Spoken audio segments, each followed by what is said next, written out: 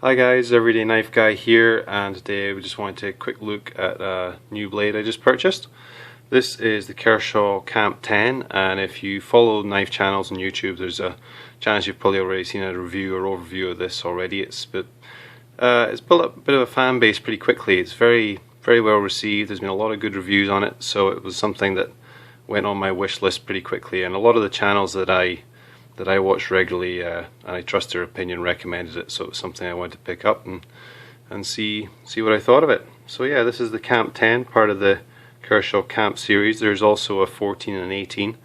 If you haven't figured it out already, the 10, 14, 18 relate to blade length, so this is a 10-inch blade. So it comes in the usual sort of Kershaw box, new style box I guess that they're using, and see on the back here, Camp 10 right there. Not an expensive knife. I paid, I guess, in Canadian dollars, I paid a little over 50, including shipping. Not an expensive knife, and again, that's part of the attraction. It's from what I've read and what I've seen, it's a high value chopper, camp knife, bushcraft kind of knife, and lots of uses for this. So let's get rid of the box. So it comes in this sheath, which is something that I've seen people have a bit of a mixed opinion on. I quite like it personally. It's just a plastic hard molded sheath.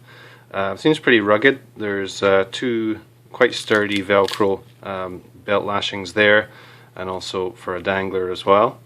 There's also these lash points, as you can see, all the way around it, even down at the tip here, and there's also a drain hole right in the tip as well, because this is a carbon steel, of course, so you want to try and keep it dry as possible, and that's something that's going to be interesting for me living in a maritime climate, to see how this holds up in terms of corrosion. So yeah, that's the sheath. It's fully reversible for right or left carry. You just take out these Velcro loops and switch them around, or you can take them out altogether if you don't like it and you just want to drop it in your pack. Whatever suits your mode of carry best. She's pretty sturdy. One thing other people have noted, and the first thing I noted when I lifted out the box, is unfortunately there is a bit of a rattle. That's kind of the payoff for this knife coming out the sheath nice and easily, but I can see if that was on your hip all day when you're hiking or something, excuse me, or out in the woods working, that could be a little annoying, but again, we'll see how I find that as I begin to carry it. So the knife is secured with this popper strap here, and again, this is reversible if you choose to carry it on your left hip, and as you can see, that's a pretty solid closure, so it's definitely not coming out there. So let's go ahead and pull this out. Comes out nice and easily. It's quite loose in the sheath, as you've seen. So here's the Camp 10 kukri style blade, 10-inch blade length, overall length about 16 inches. The weight is 1 pound 3 ounce, so it's quite hefty. 3/16 steel at the upper spine here, and that continues right the way down to the tip here, if you can see. I'll bring this up to the light. So your 3/16 all the way down to here, and then a very quick taper to the tip. So this camera is not keen on focusing today, but nice symmetrical grind. I don't know how well you can see that.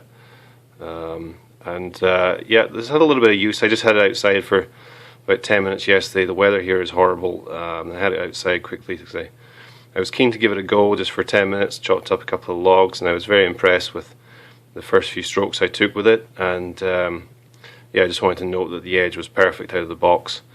It wasn't super sharp, but it was certainly digging in, and you know, if I was choking up here and trying to take some shavings or make feather sticks, it was certainly digging in pretty well, and there were no burrs or chips or anything like that out of the box. So yeah, let's give me a second to look at it, and yeah, it's a really good feel good knife in the hand. So you can see the handle is this overmolded plastic here, sorry, rubber, and it's grippy in the first part, but also there's a nice swell in it. You can see that there's taper at the guard and the pommel, and it swells in 3 dimensions, so it's a little fatter all ways. So that really fills up your palm nicely. You really feel quite locked in there. This guard is very confidence inspiring. It's nice width. You definitely feel like you can get choked up on the blade even though there is no finger choil.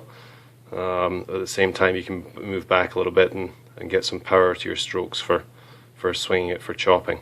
I think they could have probably put a finger choil in here, because this guard, even if you move up like that and you were to bring your front finger around here, this actually locks in really nicely into the crook of your hand here and rests on your middle finger there. So I think a finger choil could have been really nice for some finer work, but certainly can't beat the look of that without it. It's a really nice profile, very nice looking knife in my opinion, and they have the front and rear lanyard holes here.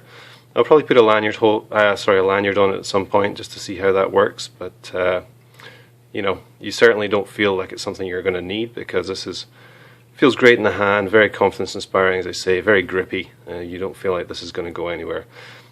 Take it out in some wet conditions and see if they feel the same way, but you know, to start with, that's certainly how it feels. Full tang construction, of course. This is made in China. There is a small note of that here. I don't know if the camera will be able to focus on this. Just down here, it'll see if we can encourage it. You can see China stamped on the handle there, and yeah, and that's obviously how they managed to bring this in at the price point it's at. So it's a Chinese tool steel, 65 MN. So we shall see how that holds up to a bit of abuse in the woods and a bit of sharpening. Yeah, really excited to get this out. My intention was to do this overview first and then roll in some footage of this knife at work, because I mean, there's only so much you can say about a blade like this on the bench. It really needs to be put to use to see how things fare. Stuff like the black powder coat on the blade, how's that going to hold up? You can see I did a little bit of work yesterday. They say only really 10 minutes of chopping or so. There is a little bit of fading out of the black there already, but at the end of the day, if the black slows down the corrosion or makes it a little easier to maintain just with some oil, then you know, I'm all for it. It looks great out of the box. How it holds up is another matter, of course. But yeah, so I'd intended to put in some footage here of using it, but the weather is really not playing ball here at the moment. So I'm going to wrap this video up here, and I will revisit this knife at a future date, and hopefully be able to show you how it gets on and give you a bit more detail on how I find it in use. So there you are, guys. I think that's all there is to say about it just now. Yeah, the Kershaw Camp 10. If this is something you have in your collection or are interested in picking up, please let me know in the comments. As always, if you want to like, share, subscribe the video, that's appreciated. Thanks for watching.